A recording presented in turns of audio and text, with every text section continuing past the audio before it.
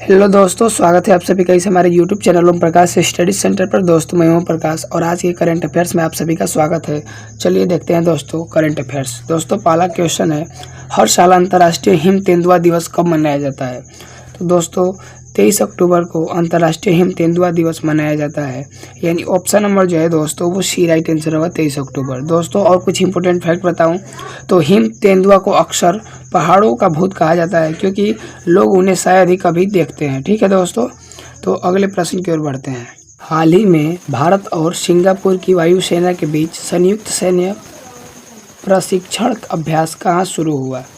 तो दोस्तों पश्चिम बंगाल के कलाईकुंडा वायुसेना स्टेशन पर 21 अक्टूबर 2024 को भारतीय वायुसेना और सिंगापुर वायुसेना ने संयुक्त सैन्य परीक्षण अभ्यास के 12वें संस्करण की शुरुआत की। यानी ऑप्शन नंबर जो है वो सी राइट आंसर होगा पश्चिम बंगाल। दोस्तों और आपको इम्पोर्टेंट फैक्ट बताते चलूँ कि द्विपक्षीय चरण का उद्देश्य अंतर संचालन को बढ़ाना, युद्ध की तैयारी को तेज करना और दोनों वायुसेनाओं के बीच ज्ञान के आदान प्रदान को बढ़ावा देना है। ठीक है दोस्तों, अगले प्रश्न की ओर बढ़ते हैं। केंद्रीय मंत्री डॉक्टर मनसुख मंडाविया ने हाल ही में कहाँ ई श्रम का शुभारंभ किया? दोस्तों ई श्रम जो है वो कहाँ उद्घाटन किया गया है? तो दोस्तों आप लोग पहले तो यहाँ इमेज इनका देख सकते हैं।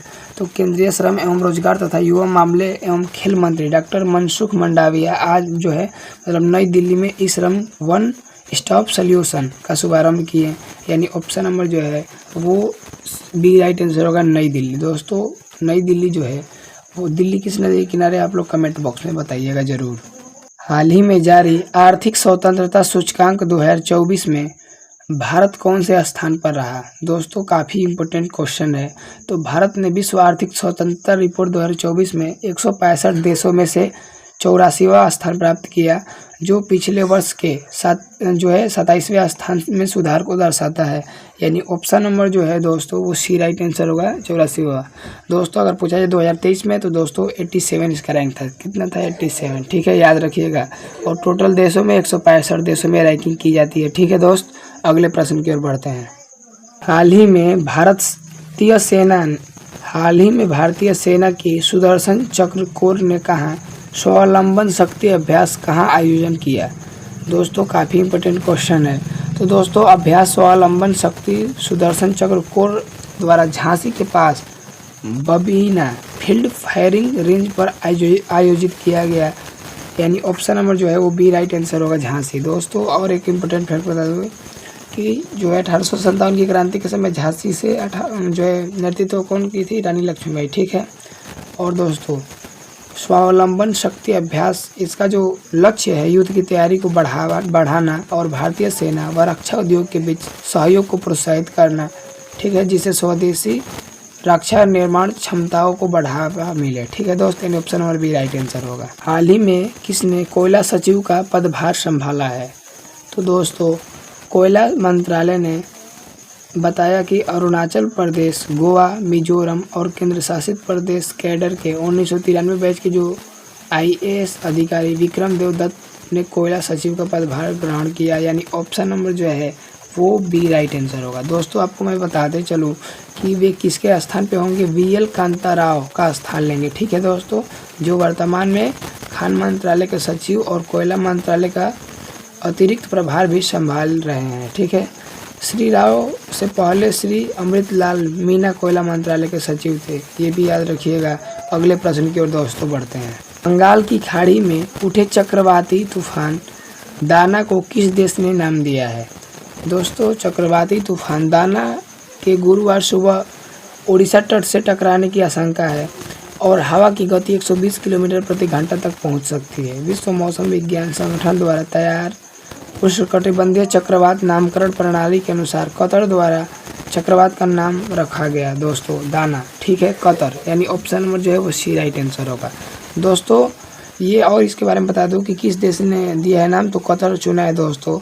और जो है यह नाम चक्रवातों के लिए बनाए गए मानकों के अनुसार रखा गया है, जो राजनीतिक, धार्मिक, सांस्कृतिक और लिंग आधारित तटस्थता सुनिश्चित करने के लिए बताए गए हैं।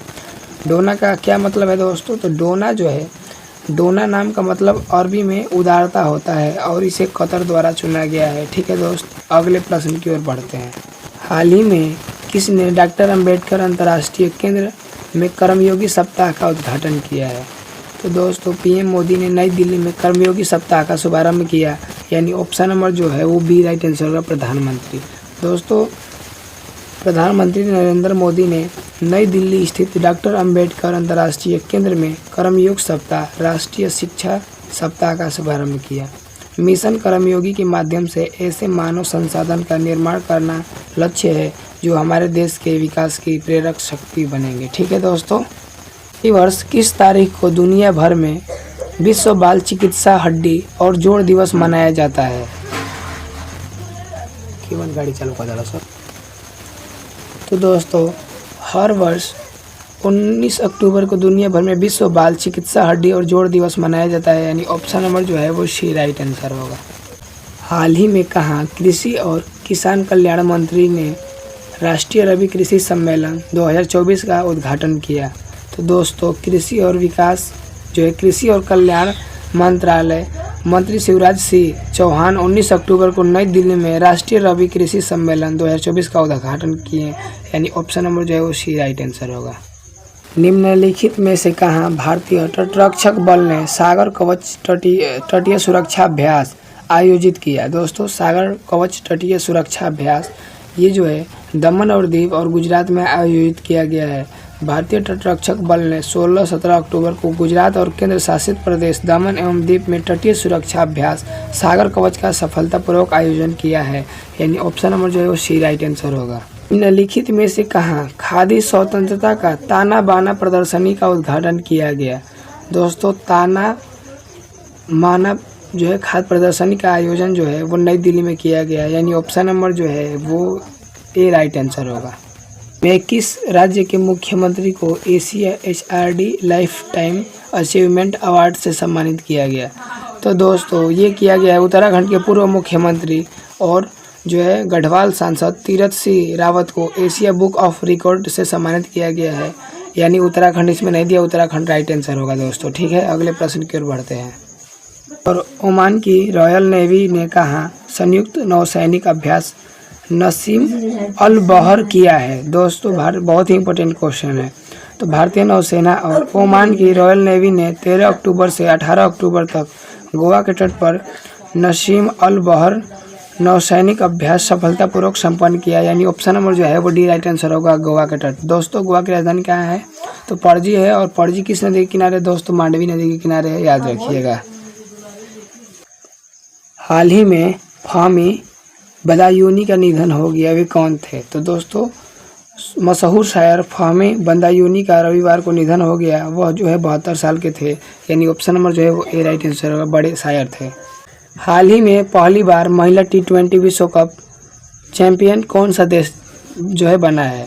तो दोस्तों ये बना है न्यूजीलैंड, यानी ऑप्शन नंबर जो है दोस्तों बी राइट आंसर होगा। तो ये थे दोस्तों वीडियो कैसा लगा जरूर कमेंट बॉक्स में बताइए और अपने साथियों के साथ शेयर जरूर करिए। थैंक्स फॉर वॉचिंग, जय हिंद।